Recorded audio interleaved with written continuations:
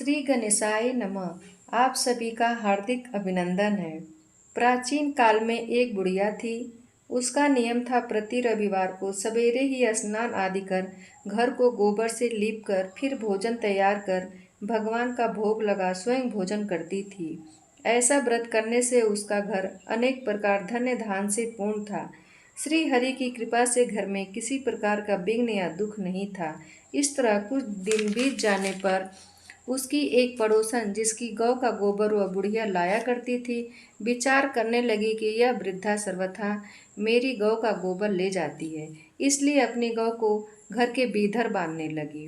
बुढ़िया को गोबर न मिलने से रविवार के दिन अपने घर को न लीप सकी, इसलिए उसने न तो भोजन बनाया न भगवान का भोग लगाया तथा स्वयं भी उसने भोजन नहीं किया। इस प्रकार उसने निराहार व्रत किया। रात्रि हो गई और वह भूखी सो गई। रात्रि में भगवान ने उसे स्वप्न दिया और भोजन न बनाने तथा लगाने का कारण पूछा। वृद्धा ने गोबर न मिलने का कारण सुनाया।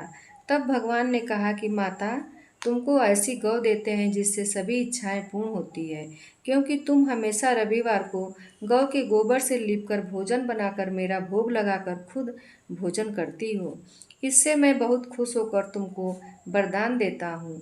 निर्धन को धन और बांझ स्त्रियों को पुत्र देकर दुखों को दूर करता हूँ तथा अंत समय में मोक्ष देता हूँ। स्वप्न में ऐसा वरदान देकर भगवान तो अंतर्ध्यान हो गए और वृद्धा की आंख खुली तो वह स्वप्न देखती है कि आंगन में एक अति सुंदर गौ और बछड़ा बंधे हुए हैं। वह गाय और बछड़े को देखकर अत्यंत प्रसन्न हुई और उसको घर के बाहर बांध दिया और वहीं खाने को चारा डाल दिया।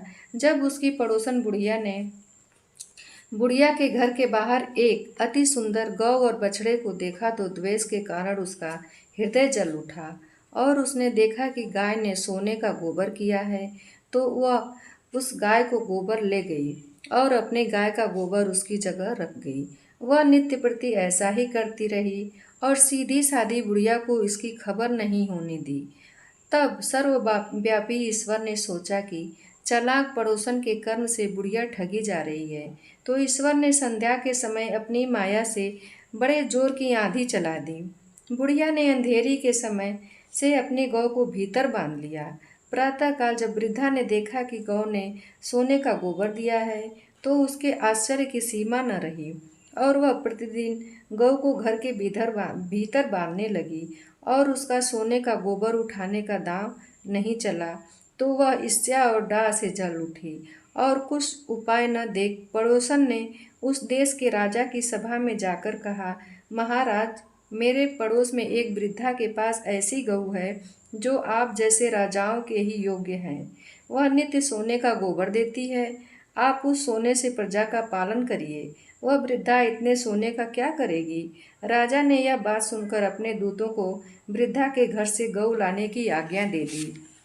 वृद्धा प्रातः ईश्वर का भोग लगा भोजन करने ही जा रही थी कि राजा के कर्मचारी गऊ खोलकर ले गए। वृद्धा काफी रोई चिल्लाई, किंतु कर्मचारियों के समक्ष कोई क्या कहता। उस दिन वृद्धा गऊ के वियोग में भोजन न खा सकी और रात भर रो रो ईश्वर से गऊ को पुनः पाने के लिए प्रार्थना करती रही। उधर राजा गऊ को देखकर बहुत प्रसन्न हुआ, लेकिन सुबह जैसे ही वह उठा, सारा महल गोबर से भरा दिखाई देने लगा। राजा यह देख घबरा गया। भगवान ने रात्रि में राजा को स्वप्न में कहा कि हे राजा, गाय वृद्धा को लौटाने में ही तेरा भला है। उसके परिवार के व्रत से प्रसन्न होकर मैंने उसे यह गाय दी थी। प्रातः होते ही राजा ने वृद्धा को बुलाकर बहुत से धन के साथ सम्मान सहित गऊ बछड़ा लौटा दिया। उसकी पड़ोसी दुष्ट बुढ़िया को बुलाकर उचित दंड दिया। इतना करने के बाद राजा ने महल से गंदगी दूर हुई। उसी दिन से राजा ने नगर वासियों को आदेश दिया कि राज्य की तथा अपनी समस्त मनोकामनाओं की पूर्ति के लिए रविवार का व्रत करो। व्रत करने से नगर के सभी लोग सुखी जीवन व्यतीत करने लगे। कोई भी बीमारी तथा प्रकृति का प्रकोप उस नगर पर नहीं होता था। सारी प्रजा सुख से रहने लगी।